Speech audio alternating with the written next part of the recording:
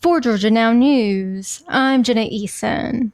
Children, parents, and teachers have been preparing for the first day of school for weeks, and some will head back to the classroom today for the first day of the 2026-2027 academic year.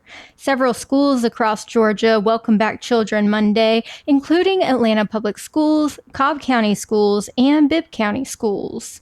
Jennifer Rich of Centennial Academy says she has been decorating her classroom and preparing her curriculum for her new class of second graders. After teaching for 21 years, Rich says she has found her sweet spot in second grade. So I feel like it's one of those grade levels where the students are a little more independent. They can kind of do a lot more on their own, but then they're also intrigued. They're also wanting to learn more. They also want to ask more questions. However, Rich says many students can feel anxious on their first day of school. Dr. Shatavia Thomas, a local family therapist, says parents can do a great deal of preparation to help their children have a great start for the school year. Confidence is so important as well. And so prepping helps to lower the anxiety because you feel a little bit more prepared. Thomas recommends having open conversations with children about their goals, expectations, and new school protocols, specifically with electronic devices. In addition to normal nerves and anxiety, U.S. Senator Raphael Warnock has highlighted the increased costs families are facing as they buy school supplies. Warnock told WABE that tariffs are putting additional pressure on Georgia families. Here's something the Trump administration can do. They can get rid of these tariffs. They're not working.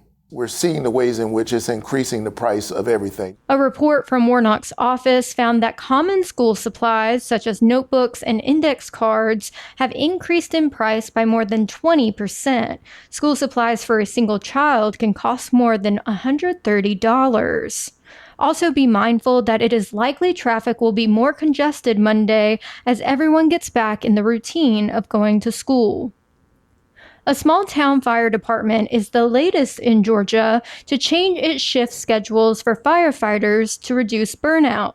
The Barnesville Fire Department shifted Friday from a 12-hour work schedule to a 24/72 schedule. Chief Kelvin Shute says the previous schedule required firefighters to work 12-hour shifts Monday through Sunday with Thursday off and working half a day on Wednesday. Then the next week, the firefighters would be off except for covering the Thursday and Wednesday shifts. Shute says the schedule was grueling. The new schedule will have firefighters working a full 24 hours before having the next 72 hours off. It's overall healthier for the employees, which in turn translates to better service for the citizens.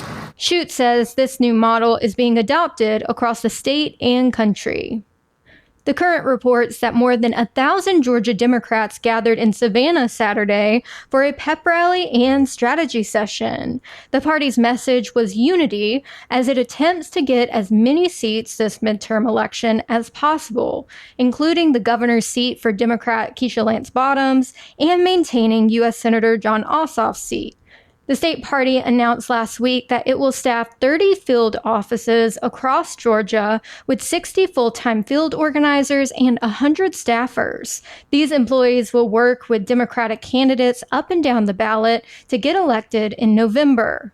Although Bottoms made an appearance, Georgia's 2 Democratic senators missed the event, citing scheduling conflicts.